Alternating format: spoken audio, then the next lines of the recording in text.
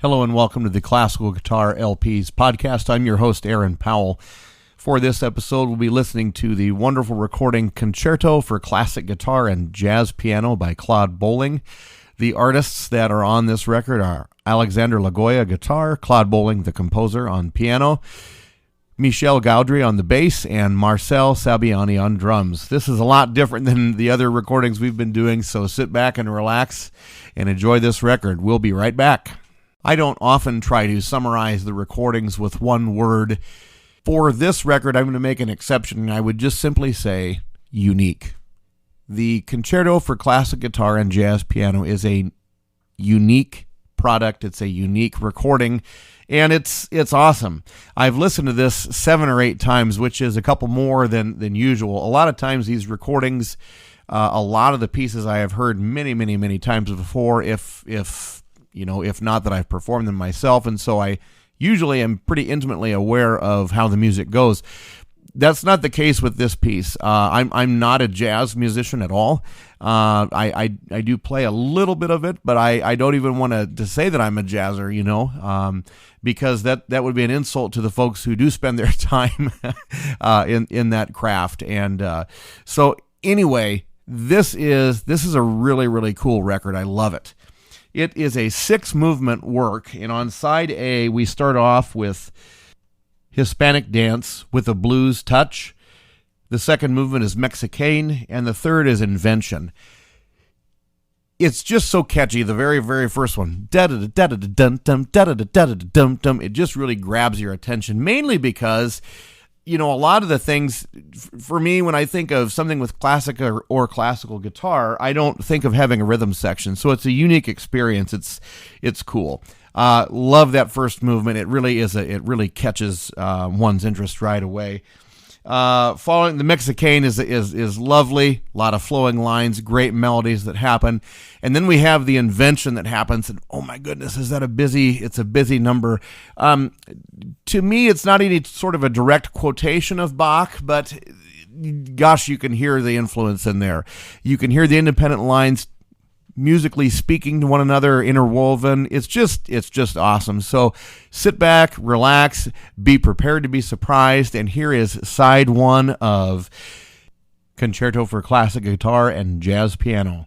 Alexandre Lagoya on guitar, Claude Bolling on piano, Michel Gaudry on bass, and Marcel Sabiani on the drums. Enjoy.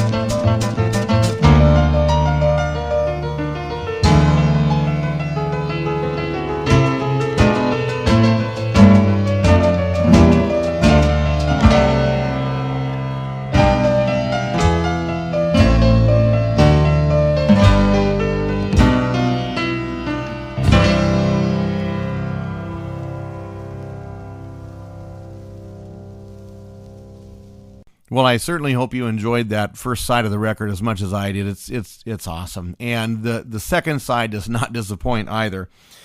We have three more movements. We have the Serenade, we have Rhapsody, and we have Africaine. They're just great numbers. You're going to hear a lot of beautiful music in here. I hear hearkening to the Rachmaninoff prelude in C sharp minor. That's the piano prelude, of course.